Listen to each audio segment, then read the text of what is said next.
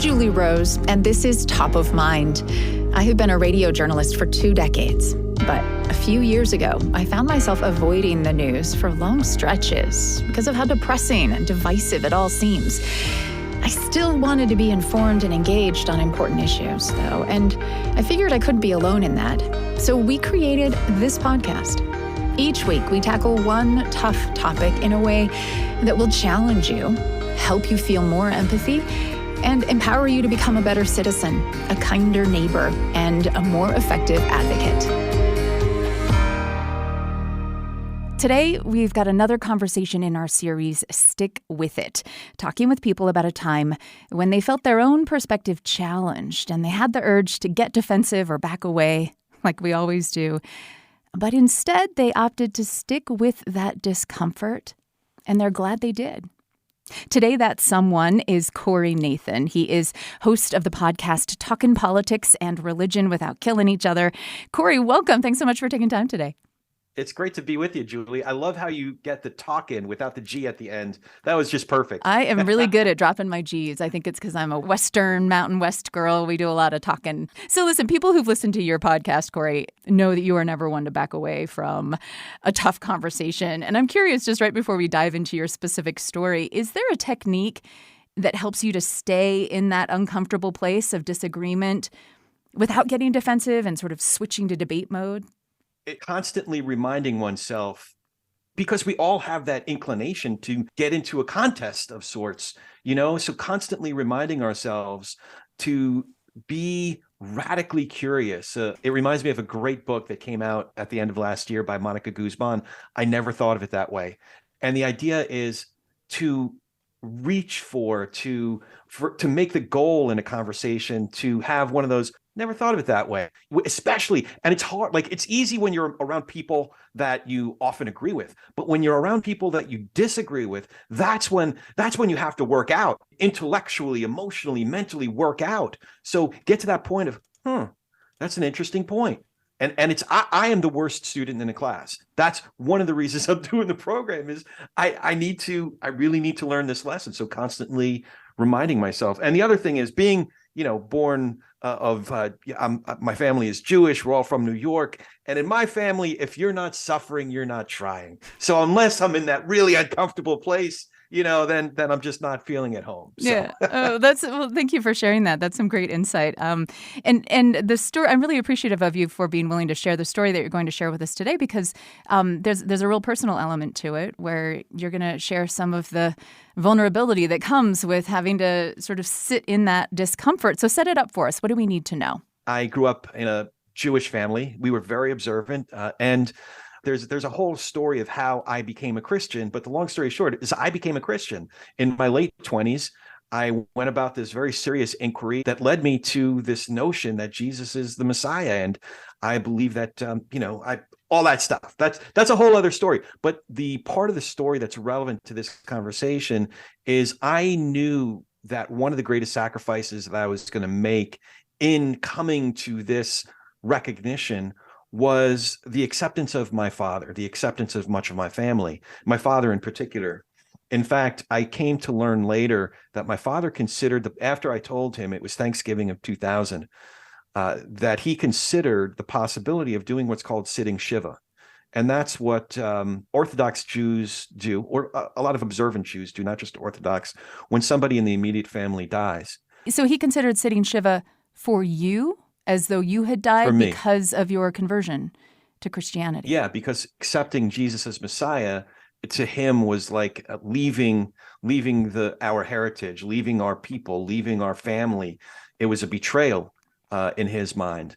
But to his credit, he's the one who took the first step in this direction, which is he came to the conclusion that his relationship with his son was even, sorry, I'm going to get emotional thinking about it. Was even more important than his convictions about Judaism and our history and our heritage as a people. So he came to that evolution himself very early on, although he had great, deep convictions and great reservations, to say the least, about my becoming a Christian. So he wrote me about a month later. He sent a 10-page single-spaced letter spelling out all of the reasons why I must not, I cannot, I just do not become a Christian. And he approached it from so many different angles, from a political, a religious, a filial obligation, historical, emotional, so many different reasons in this letter. And what that was, he thought that he was going to convince me to change my mind, to change my decision. But what it really was for both of us, and we didn't maybe realize it at the time, it was the beginning of a conversation. We chose to engage with each other. I chose to start responding to him paragraph by paragraph. It ended up becoming an email dialogue over the course of 3-4 years. In some ways, it's still going today, 20 plus years later. So the stick with it moment for you, and I guess for your father, but we'll speak it from your perspective, was deciding whether or not you were going to engage. You could very well, I guess, have decided that for the sake of the relationship, we will never discuss religion again. Right? Like we're just not going to touch it. So it would have been simpler if I had never mentioned that I became a Christian to my father or my family. It would have been simpler even if I said I'm Christian and I never want to talk about it again.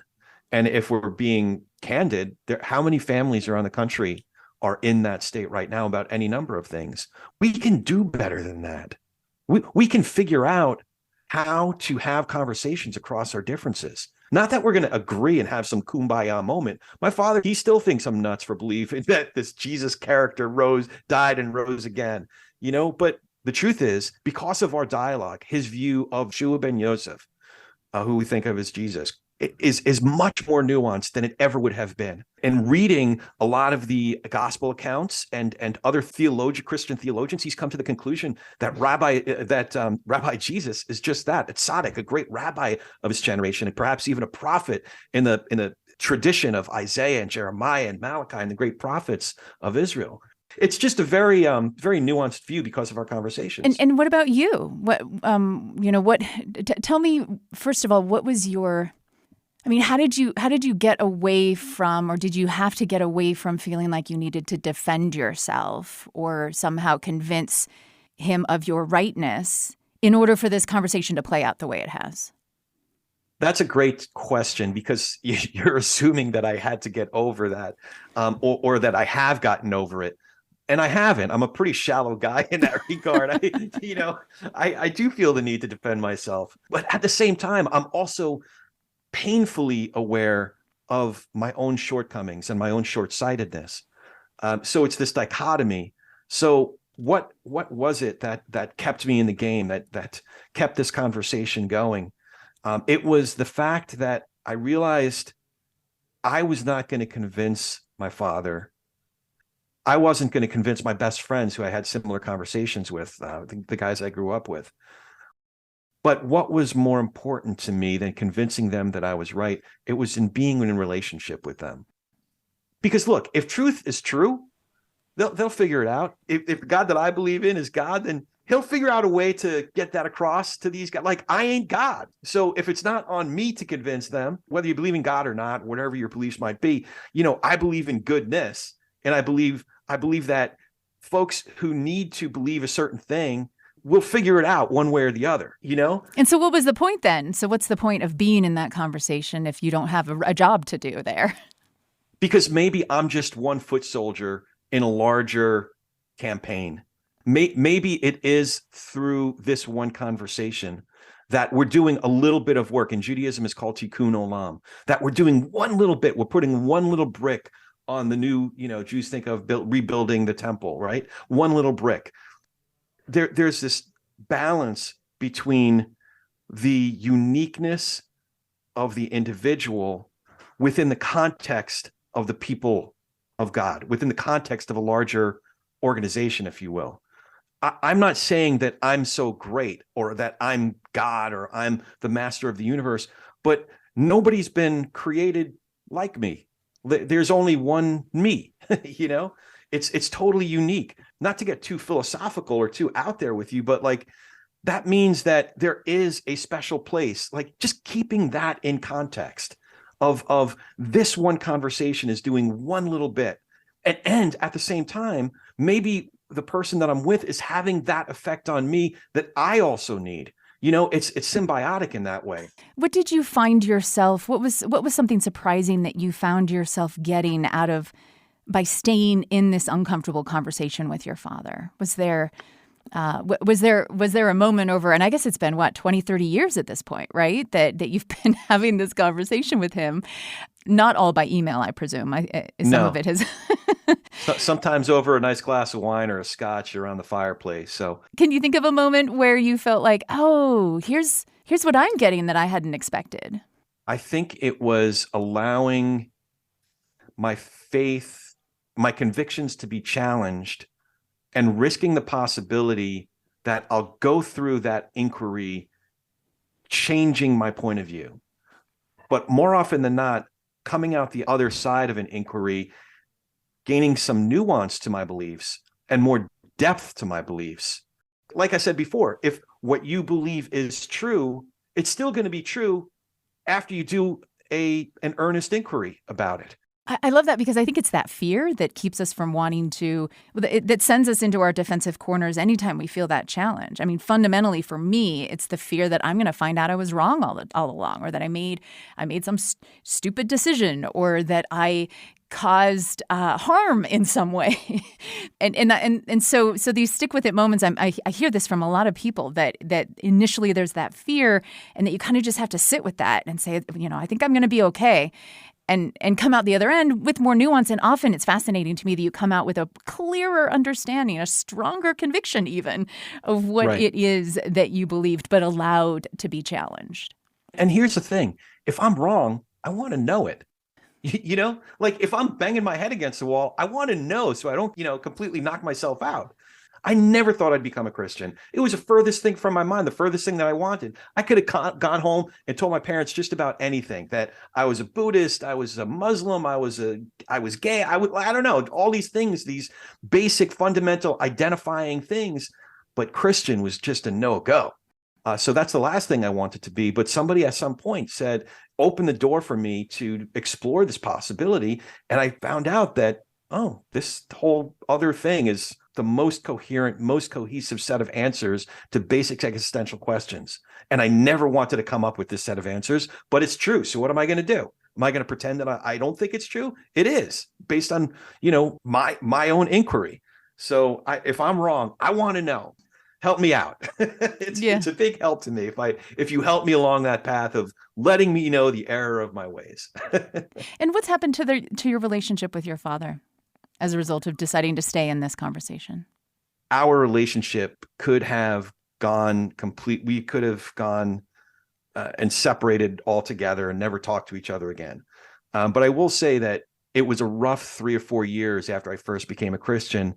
And then our relationship was in many ways enriched and enhanced because of those differences, because of that struggle of going through that time and coming out the other side, still having those differences, but understanding each other better and understanding the philosophy and the beliefs behind it much better, appreciating each other's differences that much more. In all transparency, we've hit some other bumps in the road too, just like any other family does. So I'm not going to say it's a complete happily ever after thing.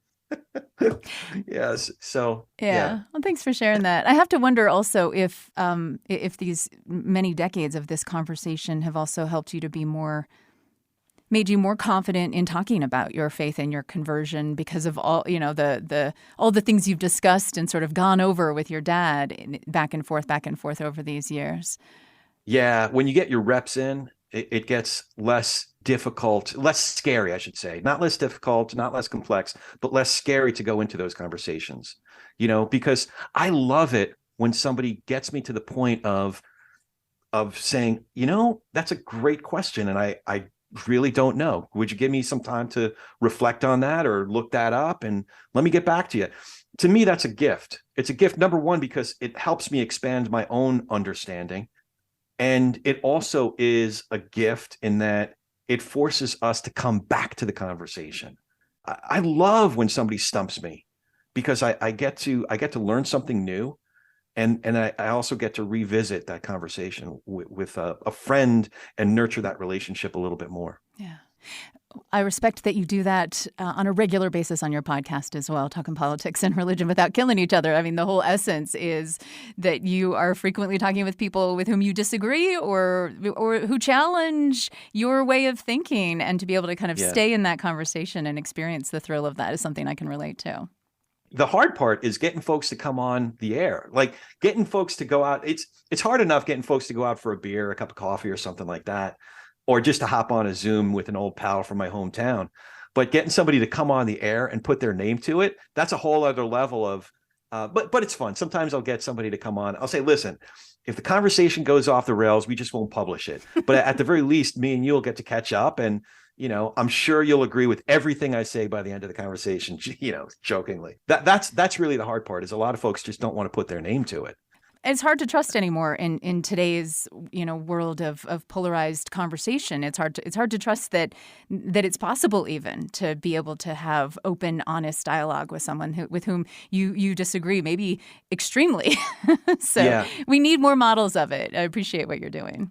It is, but that's the thing. It's a lot of opinions are formed in an epistemic bubble. You know what I mean? Like we surround ourselves with people who largely agree with us, and then we listen to podcasts or radio shows or watch TV channels that largely reinforce what we're already believing. Well, listen, Corey, thank you so much for sharing your story with us today. I appreciate it. I really appreciate including me in the conversation, Julie. I hope it's not the last time. I'd love to get to know you better and get to know your work better. And, let's keep going. Absolutely. Corey Nathan is the host of Talkin Politics and Religion without killing each other. You can find it on all the podcast platforms, and I encourage you to do so. So that's it for today's Stick With It conversation here on Top of Mind. We've had such a great response from listeners to this series, and I'd love to hear your Stick With It story.